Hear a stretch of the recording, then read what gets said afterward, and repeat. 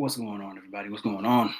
What's going on? Let me scoop my chair in and get a little more center. There we go. There we go. What's going on, everybody? Well, I was going to say my old name, not Real Sports Updates. Big Skin Addicts. Did the rebranding thing. Just launched that. So this is now Pig Skin Addicts. No more Real Sports Updates. I'm going to have to get used to that. But Pig Skin Addicts here. Back again doing another live stream. Just wanted to come on here and preview the offensive game plan for the Chargers. I previewed the defensive game plan of the other day. And I think the offensive game plan is much, much, much more complex than the defensive game plan, right? We know the defense needs to stop the run. And, they need to obviously put the Browns in third and longs, right? That's what the defense needs to do. If they're able to do that, Chargers probably win the game. Offensive game plan is a little more complex. There's a little more to it. Before I get started with that, let me just say the Russell Wilson thing last night. I made a video about this over the summertime. Made a video about it over the summer. I really talked about what I thought of the move with Russell Wilson to Denver. As a Charger fan, I loved it. But if you're a Seahawk fan, or if you're a fan of any other team or whatever, or if you're a Russell Wilson fan, then you probably were excited about the move. I was excited about the move because I thought this would be a disaster, and it pretty much has turned out to be a disaster. This thing is not going right. Russell Wilson is not the quarterback that everybody thinks that he is. That's the one thing that I wanted to point out. And that's the one thing I pointed out in the video. Russell Wilson ain't the guy you think he is. This is the first time in his career that he is playing the quarter. He has to play quarterback, right? Not backyard football, not, the running around and all that stuff. He has to play quarterback. This is the first season that he has to play quarterback, and he's failing miserably at it. He's not good at it. So I pretty much called this. I got to pat myself on the back. I called it. He's struggling. He's struggling. His all of his reads are late. He's missing wide open receivers. The most glaring one was the potential game winning touchdown that he missed to KJ Hamler. That was the most glaring. But I would bet some good money that if the broadcast went back and they went over, just random plays, right? Random passing plays, and put that spotlight on the open receiver. I would like to guess that it was probably at a 40% rate that Russell Wilson was missing open guys, right? He was missing open guys. And he was, obviously wasn't delivering the ball right as well, too. His accuracy is not there. He's struggling doing this. So that's something that I really called. Again, they're in our division. So the Broncos are in our division. So this is why I felt it was important to cover that even over the summer. They were overrated. A lot of people were, comparing the move to, Peyton Manning to the Broncos in, 2013? Like, there was a lot being said about Russell Wilson and, all the success that he was going to have in Denver. And I thought it was just interesting that, this is pretty much going the way that I thought it would go.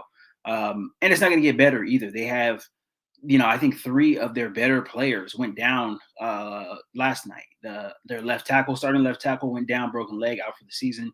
One of their DBs went out last night, or Darby, out for the season as well, too. And then Browning, their other pass rusher, he got hurt late in the game. So, it looked like it was a pretty bad wrist injury. And I don't think I seen him out there after that. So they have some injuries to deal with as well, too, on top of not being in sync, on top of not really having a rhythm.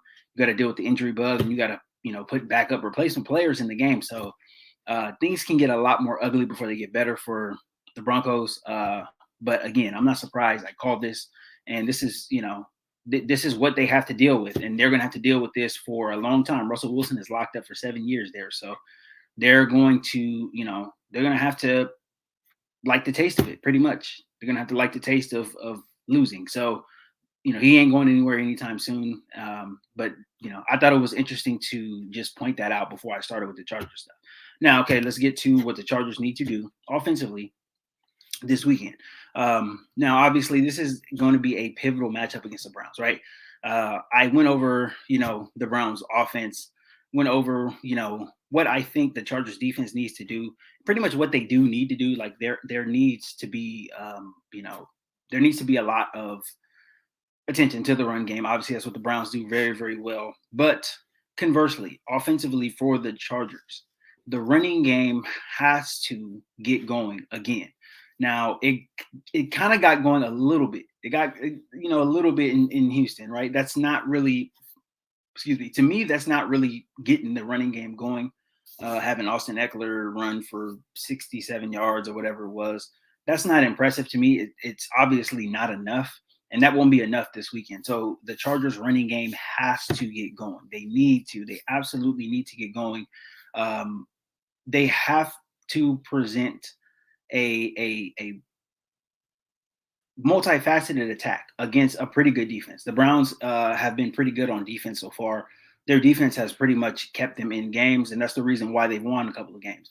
Offensively, they have not really impressed anybody, but defensively is that's pretty much where the strength of their entire team is on defense. It's up front, and I think it's in the back end as well too. With Denzel Ward, he's a pretty good corner.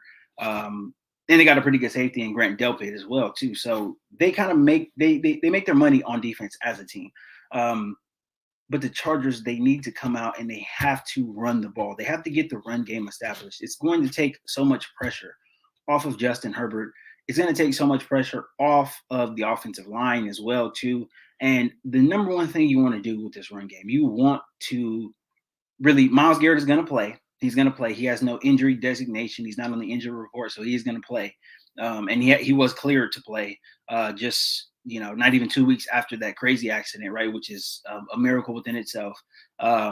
So if he has no injury designation, then, he could come out and he can make a impact very early. The Chargers need to take that away. They need to run at him. They don't need to run away from him. They need to run at him. And they need to take pressure off of Jamari Sawyer. Jamari Sawyer played really, really well against Houston last week. He is, again, he's a guy that has a lot of experience, right? A lot of college experience. His first start was last week against Houston. And, I thought it was good for him to get his feet wet, but this is a different animal, right? Going up against Miles Garrett. Miles Garrett is one of the best pass rushers in the league. This dude is he's crazy. He can really wreck a game. So the Chargers really have to make sure that Miles Garrett is taken care of, because if Miles Garrett is not taken care of, then you really risk, the sacks and the sack fumbles, and Herbert is still not 100% with his rib injury. So that's something you have to take into account as well too. The Chargers need to get the run game going. It has to take pressure off of the offensive line, because if they get the run game going, then now you can get your play action pass game going. And then, we know Herbert is lethal. He's deadly from the play action. So if the run game is going, then I think the Chargers are going to be able to really go downfield. Now, the way that Joe Lombardi calls offense, his conservative style, I think it kind of meshes well with what the Browns do on defense, right? They present a problem up front. Again, Miles Garrett, they had Jadeveon Clowney on the other side. I don't think he's going to play though, but they are still able to pressure the quarterback pretty well with four. I watched a couple of their games this year. I watched a little bit of the tape from that Pittsburgh game, that Thursday night game. They were able to get pressure all night with four. They were also able to cover downfield pretty well. So they present a unique matchup defensively that the Chargers haven't seen this year. This is, up until this point, week 5, this is going to be the best defense the Chargers have played against. So it's going to be a very, very, difficult matchup from the standpoint of, if you come out, you don't get the running game going, and you put the whole entire game on the shoulders of Justin Herbert and the offensive line, it could get hairy, right? It could get hairy, and it can go down to the final minutes, and, whoever the first team to make a mistake is will probably end up losing. But I think the Chargers are going to be in a good place if they get the run game going. If they really get the run game going, and then they have to do a lot more as far as the screen game, right, from the backfield. They need to get the screen game going from the backfield. that was something that the Chargers did very, very well last year, especially with Austin Eckler. He's a guy, he can hide behind these big offensive linemen, right? And he can, squeak out yards, on either side, right? Left side of the field, right side of the field. He's so small, he can hide behind these linemen. He can get downfield. And he can turn some of the screen plays into big plays, right? Explosive plays down the field, 15 plus yards, whatever. He can do that. Joshua Kelly can do it as well too. So the Chargers have to come in with a plan to neutralize the pass rush of Cleveland. Because if they're able to neutralize the pass rush of Cleveland, then you're really putting the linebackers, you're putting the safeties, you're putting them in positions to, attack them, right? You're going to be able to go downfield with Gerald Everett. You're going to be able to attack over the middle, right? If Michael Mandy plays, he's a guy that he can sit in coverage in the middle of the field. Mike Williams is going to be able to do his thing. He'll be able to get those one-on-ones, right? Especially if they're bringing safeties up to try to stop the run. So I think the Chargers, they just have to stay patient with this. They have to stay patient with this. I don't think, you know, they don't have to score a bunch of points this week, right? This is one of the teams that you can beat them putting up 24 points, right? That's what the Chargers were putting up pretty much, throughout the season before they scored all those points last week in Houston. They were just putting up 24 points. That was the highest, total. I think 24 points is going to beat the Browns because I don't think the Browns offense, I don't think Jacoby Brissett, I don't think he's good enough to really lead the Browns offense up and down the field, right? Just up and down the field willy nilly against a pretty good Charger defense. I just don't think he is going to be able to do that. I really don't think he's going to be able to do that. So, the Chargers they're not going to have to score a lot of points, but they're going to have to continue to put pressure on the defense. They're going to have to continue to get first downs, and they're going to have to keep drives alive, right? Keep drives alive. Field goals are not going to be the worst thing in this game either. You do want to punch the ball in the red zone whenever you can, but field goals are not going to be the worst thing. You're going to be able to have those opportunities, right? You need to take all the points. You need to take all the points that you can because this Cleveland defense is pretty good. They're pretty stingy, so you got to take all the points, especially against a subpar offense like the Browns have. So let's see. Shout out Apex Brothers. Salute. Chargers will be fine. That rushing stuff only matters if they're breaking runs. Other than that, it's eating up clock for them. Right. Yeah. I agree with that. But they can break some runs though. They did. They broke a lot of runs on us last year. I was at that game. It's the chunk plays that are going to hurt. The 15-yard chunk plays, the 20-yard chunk plays. If they're able to keep like a 2-yard gain against the Browns is like almost like a loss for any other team. So if they keep them at like 2 and 3 yard gains, that's a loss. Like that's a loss for them. They are looking to eat up yards. So 2 and 3 yard gains are going to be your friend, right? Even if they don't make that many negative plays, 2 and 3 yard gains is not going to get it done against this team because it's still going to put Jacoby Brissett in the 3rd and longs, the 3rd and 7s, the 3rd and 8s. He can make mistakes and he will throw, guys, he will throw the other team passes. They just have to catch him, right? He's got his interception. I was looking it up the other day. His touchdown to interception ratio is not great from his backup quarterback position, right? That means when he gets in the game, he will throw picks to the other team. So, he is a guy, he'll make some mistakes. Especially if the pressure's on. If they're down by 10, if they're down by even 14, like he's going to come out, he's going to rip it.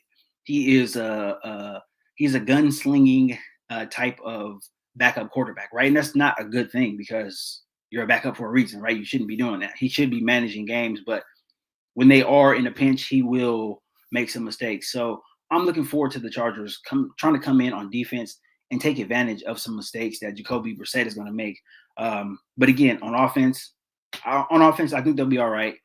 They just have to run the ball. They have to continue to develop this run game, right? Just get better. Every single week, right? The season didn't start off the way the Chargers wanted to on the ground, right? They showed some improvement. They showed some life last week, right? I like it. You show some life. If they're able to parlay this, this weekend, if they're able to parlay the success they had against the Texans to some running success against the Browns, then I'm gonna feel a whole lot better. I'm gonna feel a whole lot better on Sunday as a fan because then you'll start to see that we're going to get into a little bit of a rhythm. We're going to start to develop things. And then at that point, you can just start building off of performances, building. And I think that's where we're at. I think that's where the Chargers are at. They have to continue to build on performances. Everything, pretty much so far as far as the field goes this season, what has went on the field? Defense has been, pretty good, right? You take away that performance against the Jags, right? Everything else has been pretty damn good so far, right? Minus the 2 long runs this season. Defense has been pretty good. Offense has been inconsistent, but they've showed that they can move the ball, right? They've showed that they can move the ball, and they've even shown that they can overcome some of the bad play calling, especially in the first half. Right now, that's not ideal, and you don't expect them to. I don't expect the Chargers to. If the play calling is atrocious all season long, I don't expect them to overcome that. Like, overall, I don't expect them to overcome it, but they can overcome that for a half, right? They can overcome it for a game, but play calling has to get into a rhythm. Joe Lombardi has to get into a rhythm, and he's got to stick with whatever game plan he has. And I think that's a lot of his, play calling, a lot of his conservative nature. He doesn't stick with game plans, right? He'll come out and that's why the halves look different. The first half looks different from the second half, always. And it's because he just doesn't stick with them. He doesn't stick with the game plan. If you stick with the game plan, right? If you stick with it, if you're able to just be patient and stick with it, good things will happen. Good things will happen, right? I'm looking at the Chiefs game, right? Week 2, first half, aggressive. Things went well. Second half, conservative. Follow the game plan. Stick to the game plan. If you would have stuck to that game plan, the Chargers win week 2, right? With no doubt. I don't think it's any doubt in any of our minds the Chargers win that game in week 2 if he sticks with the game plan, right? If there's mistakes that happen, whatever, as long as you're not turning the ball over on offense, you're gonna be fine. You're gonna be fine, right? Some drives are just gonna sputter out. Every drive is not going to be a touchdown drive. Every drive is not going to be, a long drive down the field, right? Just try to get a first down. And if you try to get a first down, then you can try to parlay that into more first downs. But I think he needs to stick with the game. If he sticks with the game plan, right? And a lot of times, he's doing a pretty good job coming out in the first half and, calling games. He's doing a good job of that. He needs to maintain that in the second half. He needs to. He needs to maintain it in the second half. There has to be better communication between him and the quarterback's coach Shane Day. There has to be better communication between pretty much all of the offensive position groups as well too. They all have to be on the same page so they are able to really come out and build off of good first halves. They're not building off of good first halves. They're going into protection mode, trying to protect the lead, and you're going to get beat playing like that in the NFL. You have to go out. You have to play. Let your hair down. You have to be aggressive. You have to go out there, build on good first halves. And if Lombardi does that, if he's able to call this game, right, pretty equal, right, throughout all 4 quarters, I think the Chargers will be fine. I think they'll end up winning by a touchdown. I think if that is the case. But, as we sit here and as I'm talking, it hasn't been the case, right? Through the first 4 games, Lombardi has been a tale of 2 halves. As a coordinator, as a play caller, that's just what he's been. And, like I said, I think the way that he calls games, his philosophy as a play caller, I think it can play really well this weekend against the Browns because their defense is pretty good. So if the Chargers are able to run shorter routes, right? If they're able to get in second and shorts, third and shorts, then I think they're going to be in good position. But if they're not in good position on third down, then it's going to be a long day for the Chargers offense because at that point you got your pass rushers, you got Myles Garrett, pinning his ears back. The Browns are going to bring pressure on the third downs as well too. So, it could be a long day for the Chargers if they do not shore that up. They have to shore that up. They have to. And again, the short routes and stuff might work. All that might work. The short routes might work, especially on first down, especially if the Chargers are able to get the run game going. Then you come out, the next drive on play action, first down, maybe you hit Mike Williams for a gain of 8 yards. Now you're in 2nd and 2. Right now you can kind of open the playbook. Now you can go down the field. You can be more aggressive. There's a lot of different, things that you can do when you are in 2nd and manageable, 3rd and manageable, so on and so forth. There's a lot that you can do. So the Chargers have to make sure that they are sticking to the game plan. I don't want to see a tale of 2 halves. I'm tired of seeing that. I really am as a fan. It's so frustrating because you see what the potential of this team is, right? couple of first halves. We've seen what the potential of this team is. We see it. We see what the potential is, especially when the guys are locked in, when they're focused, when Lombardi kind of gets on a roll, calling plays. You see what the potential of this offense is. This can be a big play offense. This can be a ball control offense. They have guys that can pretty much do anything, right? The only real lacking aspect on this offense is down the field speed, right? And Jalen Guyton got injured in the Jaguars game; he's out for the season. So that's really the only thing that the Chargers are missing now. If they bring a speedster in, then I think you have a chance to have this offense be whatever you want it to be. But play calling has to be there. Obviously, game planning has to be there going forward. You have to switch your game plans up depending on who your opponent is. That's very, very important as well too. If Joe Lombardi comes out with the same offensive scheme that they came out with last week against the Texans, then the Chargers are going to get down early. And that's just a fact. They're going to get down early, and they're not going to be able, to have as much success, especially in the first half. You gotta variate your game plans. There have to be variations of the game plans. You can't just come out and do the same thing. You can't come out run the same stuff. Especially what happened last week, right? That's going to be fresh in all the Browns players' minds. That's the most recent tape they have on the Chargers. That's what they're watching, right? They're going to game plan for a lot of the stuff the Chargers had success on last week. I expect the coverage to be tighter. I expect Denzel Ward to pretty much shadow Mike Williams the entire game. Denzel Ward is a good corner. He's a very good corner. I think he's one of the best in the league. But Mike Williams is so damn big. So I think if there is one-on-ones there, and if the Browns want to go one-on-one with Mike Williams, right, even though it's Denzel Ward, I don't care. Justin Herbert's got to go there. He's got to go there. He's got to go to that one-on-one because Mike Williams is a physical receiver. He's huge out there. He's huge. And he looks big against all these corners. Like, he looks very, very, very big. And he's having a pretty good start to the season as well, too. So I think when he's locked in, when him and Herbert are on the same page, good things can happen. They were on the same page last week in the first half, and good things happened. They were able to, connect on a lot of plays, and they were able to move the ball, pick up first downs. I think that's important. That's important. And yes, you have one of the best corners in the league on you, but you have to utilize your size. He's 6'4". He's listed at 218. Mike Williams has got to be like 230 at least. He's not no damn 218. He's got to be 230, 6'4", 230 at least. Because he towers over the cornerbacks. And, when the ball's up in the air, they really have no chance. He goes up and high points it. He can jump out the gym. He's athletic. He can get downfield as well, too. You got to go to Mike Williams. I think Mike Williams is going to have a big game, especially if they want to go one-on-one. If they go one-on-one, then I think you look for that. If the Browns are not going one-on-one, then I think the Chargers got to get that run game going. Got to get the run game going if they're not going to go one-on-one, because that means they're going to be, trying to look for other things. They're going to be trying to probably key in on Gerald Everett.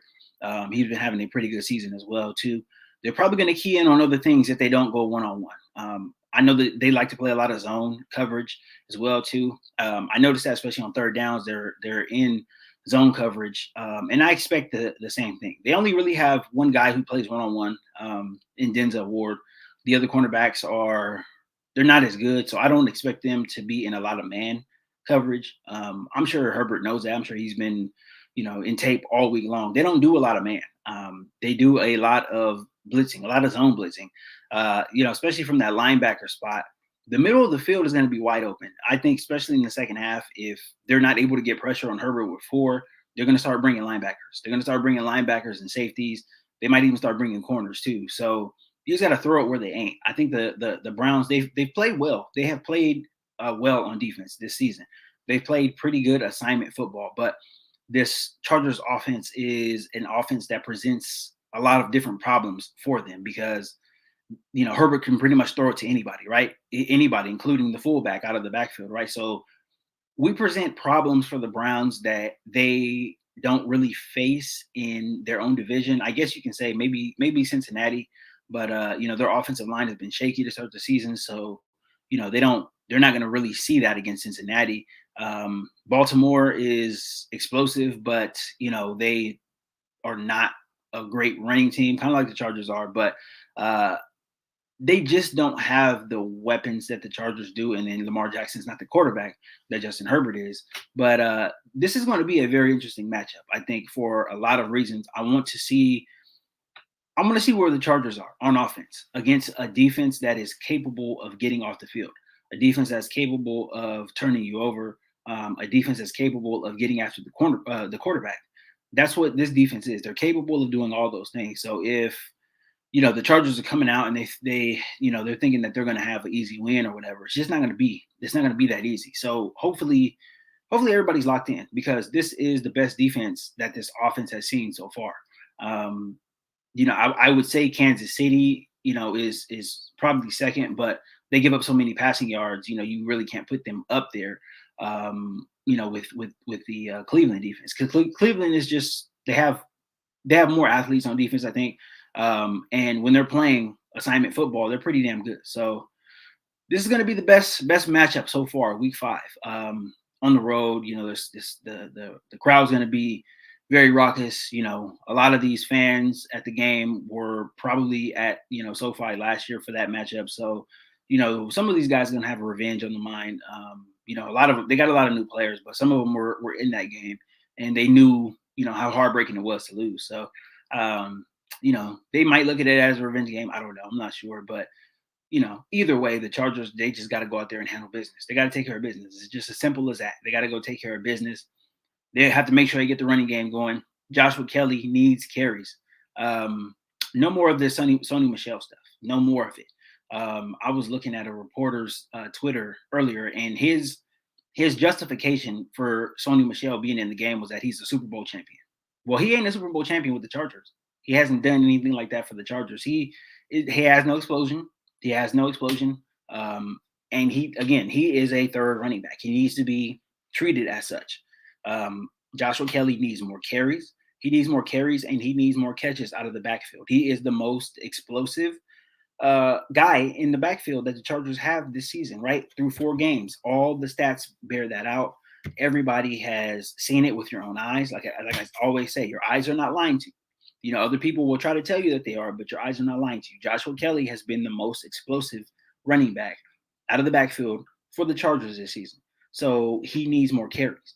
And, it's up to Joe Lombardi. It is up to the offensive coaching staff to make sure that he's in there, right? He needs to be in there. When Austin Eckler is not in the game, it needs to be Joshua Kelly.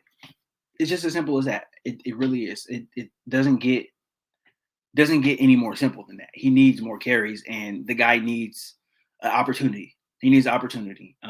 That's pretty much the only way you can put it. We've seen enough of Sony Michel. We've seen 4 weeks of nothing from him. 4 weeks of nothing. So, I think the experiment is done. I just made the video the other day about it. The experiment's done. Again, he's a Super Bowl champion. He's not a Super Bowl champion with the Los Angeles Chargers. He won those Super Bowls in other places. So, his Super Bowl rings or whatever, they're not valid with the Chargers right now. Nobody cares about them. It's about, what are you doing now? Those Super Bowls have passed. They're not coming back. What are you doing now? Are you still playing now? Are you still able to contribute now? And he hasn't contributed anything, really. So it's a simple one for me. Get Joshua Kelly in the game, get him the ball, and let him show what he can do. He's had a very, very good offseason, very good camp, very good preseason, all of that stuff. We've seen what he can do. He has really proved it to everybody. He's proved it to all of us fans. Let him in the game. Let him see what he can do, because this guy, he's got something to give. He has some contributions to give to the Chargers, and if they don't let him in the game, then it's I don't even want to think about it. I'm gonna have to come on here and rant again if Joshua Kelly is not in this ball game on Sunday. But he needs to be in the game. I like what he can do. I think he has a lot to offer. And again, Sony Michel has not been good. It doesn't need to be a three-headed monster. The Chargers don't need that. You need Austin Eckler as your number 1, obviously, and you need a solid 2 so that you can continue running the ball when Austin Eckler is out. So that's really all you need. You just need a good 1-2 punch. Sony Michel can contribute maybe on special teams or in another area, or if those guys are injured or tired or whatever, then he can come in. But you only need 2 good running backs. This running back by committee thing is not working. None of the guys are really in rhythm. and it's hurting. It's hurting this running game. So I want to see a lot of Austin Eckler, and I want to see some of Joshua Kelly. And I think if the Chargers do that, it's very easy, very simple. You don't have to reinvent the wheel. You don't have to reinvent the wheel. All you have to do is just watch the tape, put the tape on. It'll tell you who needs to be in the game. Um, the fact that they're not doing this now is ridiculous, right? This is why I said this is not a great coach team, but it is what it is, right? This is it. It is what it is. The fact that I even have to say this, the fact that the beat reporter Daniel Popper had to ask Joe Lombardi why he's not in the game, and Joe Lombardi agreed. Yeah, he does need to be in the game. You're the offensive coordinator, man. Come on, you make that happen. You make that happen. You are the one that determines that ultimately on the field, right? You're the one who determines it. You call the plays in. You call the plays in when you're getting ready. The defense is on the field or it's a punt formation, whatever. You can easily buzz down and say, hey, let's get Kelly in the game on this series, or let's get Kelly in after Eckler or on third down or second down, whatever. He ultimately has the power to do that. All he has to do is communicate with the running back groups, with the running back coaches, and they can make it happen. It's not a hard thing to do. He needs to do it, though. So that's pretty much all I got for this one, guys. Just wanted to come on here and talk about what the Chargers need to do on offense to win this game on Sunday. I do think they get it done, though. Ultimately, I think that they win. I got them winning 24-14. I don't think the Browns are going to put up a lot of points. They might run for a lot of yards, but ultimately, I don't think they put up a lot of points. And I think Jacoby Brissett, I think he does a little too much. And I think he throws us at least a pick, maybe two, maybe a fumble. But I think he has 2 turnovers. I think he's trying to do too much because he is trying to match up with what Herbert can do. And ultimately, I think that's going to lose them the game. So I got the Chargers winning 24-14. Hopefully it comes to fruition. But everything is lining up for the Chargers to win this game and be looking good on the other side in the AFC West. So we'll see what happens come the game on Sunday. Thank you guys for joining me. Really, really appreciate it. Really appreciate all the support. And I need to continue to put the word out. I've rebranded now, so I am Pigskin Addicts, no longer Real Sports Updates. I'm gonna try to put out as much as I can, so that way everybody can understand about this rebrand and why I did it and why it needed to happen. So I will be making a video about that shortly. And I'll be putting some more stuff out in the community tab, so watch out for that. Maybe a couple of shorts too, as well. I want people to know that this is the same. This is the same guy. I'm still Real Sports Updates. I still got this right here, so that way people click on the video and they're still able to see that it's me. And hopefully, when you get on next time, you'll be able to realize that I changed my name and it's still the same content, just under a different name, under a different brand.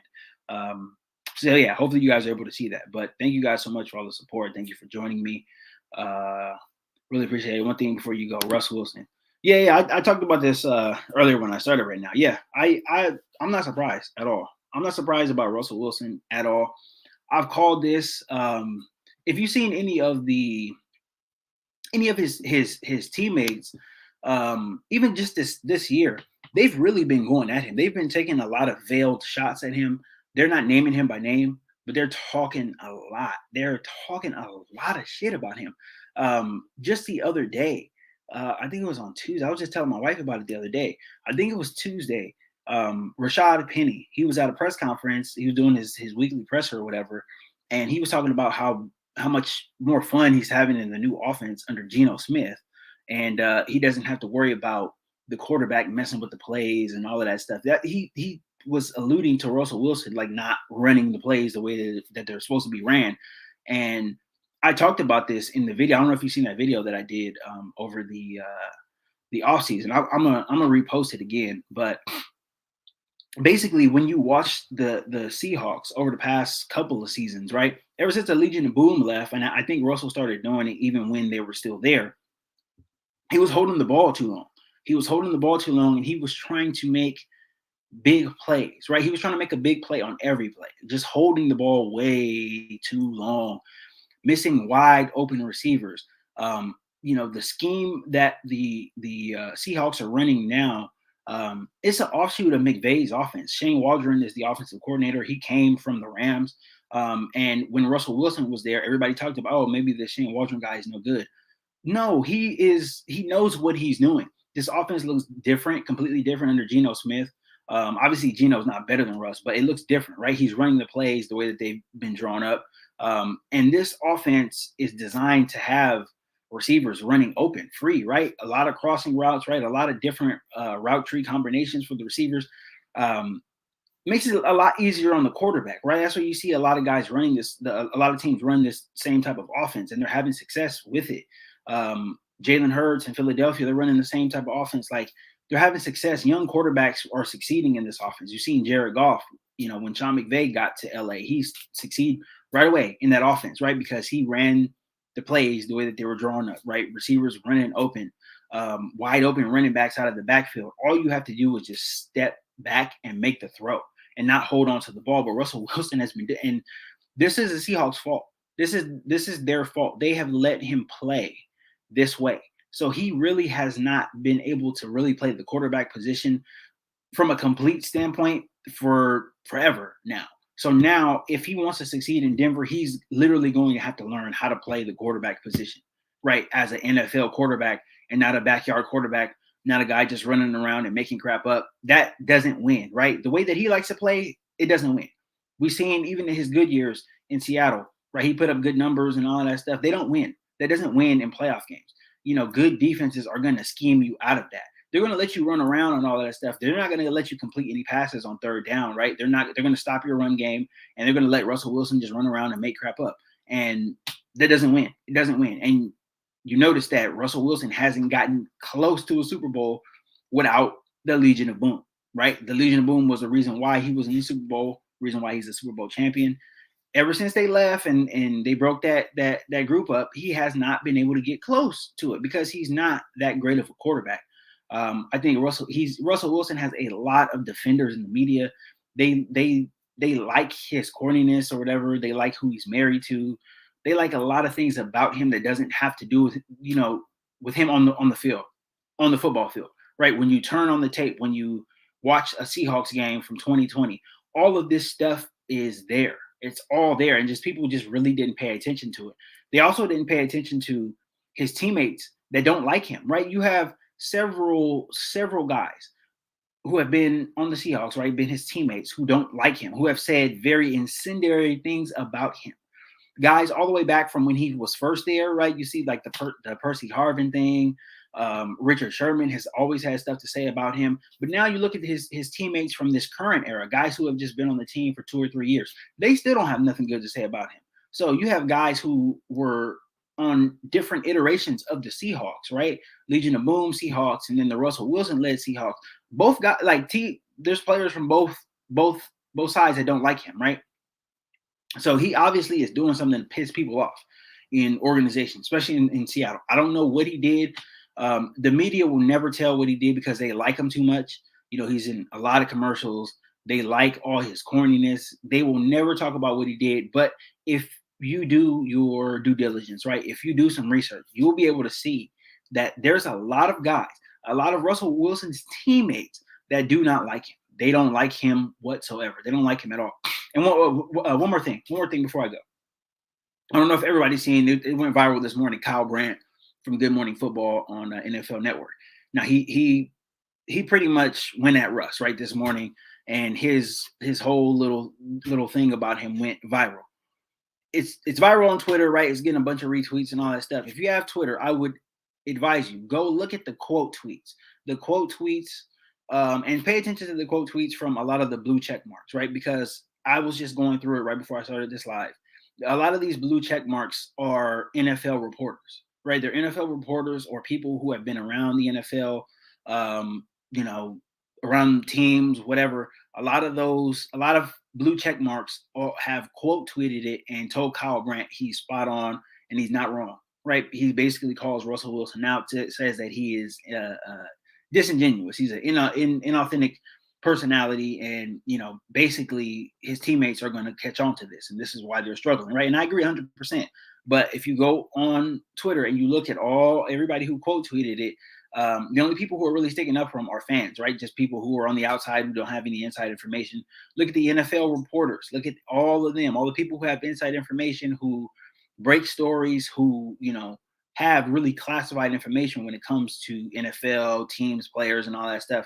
They agree. They agreed with what Kyle Brandt was saying, and I thought that was very interesting. So this Russell Wilson thing, this whole Russell Wilson love affair, is a complete media-driven thing, right? Players don't like him. Coaches don't like it. Pete Carroll's not that fond of him. Other NFL reporters who have been around him or heard things, whatever, they don't really like him either. So this whole love affair that everybody has with Russell Wilson is completely media driven. Completely. Look into it. If you look into it, you will be surprised. And I started looking into this a couple of years ago, and it's not. There were some guys with the Seahawks that were not that kind of crazy character personalities, right? Percy Harvin, Golden Tate, like they kind of had out there personalities, but every guy who says something bad about Russell Wilson is not crazy. Every guy who says something bad about him is not a hater. He just rubs people the wrong way. And again, you'll probably never hear about it because the media loves him so much, but he rubs people the wrong way. And the more and more all of his former teammates speak out, the louder it gets, and the harder it is for the media to ignore that Russell Wilson isn't who everybody thinks that he is. So I would implore you to look into it a little bit, because there's a lot of information out there. There's an ESPN article written, like I think in 2017, 18, whatever. It kind of goes through all of the BS that the Seahawks, the players, everything that they feel about Russell Wilson. Guys have said things, and they kind of allude to some things in the article. They don't really come out and just be incendiary, but they're kind of alluding to different things, right? Guys are kind of trying to be political about it. But I think, as if Russell Wilson puts any more performances up like this, you're going to start hearing a lot of stuff coming out that was kept quiet for many, many years. But now they feel like this is, he's getting his just desserts, as they say. So look into it, man. Russell Wilson is not the guy everybody thinks that he is. I would implore you to look into it. There was somebody who, I seen on Twitter, and I was going to reach out to them to maybe see if I can do an interview or something, or because it seemed like they have information that they're holding back for some reason, right? And maybe they might want to come on here and talk about it, but I'm going to reach out. I'm going to try to do my due diligence on there. But yes, definitely look at all of the stuff, research all of the stuff with Russell Wilson. He's not the guy everybody thinks that he is. His life ain't perfect like everybody thinks he is, and his teammates are catching on to it, and things are not looking good in Denver. So, but yeah, that's all I got to say about that. Maybe I'll make a separate video about it. Definitely, if the Chargers, if we come out and we beat them next Monday night, then I think that will call for a video on Russell Wilson. But until then, I'm just gonna tell everybody, go do some research, and you'll find a lot. You'll definitely find a lot. A lot of people don't like him, but that's all I got for this one, guys. Thank you guys so much for all the support. You'll be hearing from me again very shortly. Again, I'm trying to get out here and tell everybody about this rebrand, so that way they can understand that this is still me, and still the same content, just under a new name. So thank you guys so much. Really appreciate it. And I will probably see you guys again tomorrow. So have a good night. Enjoy.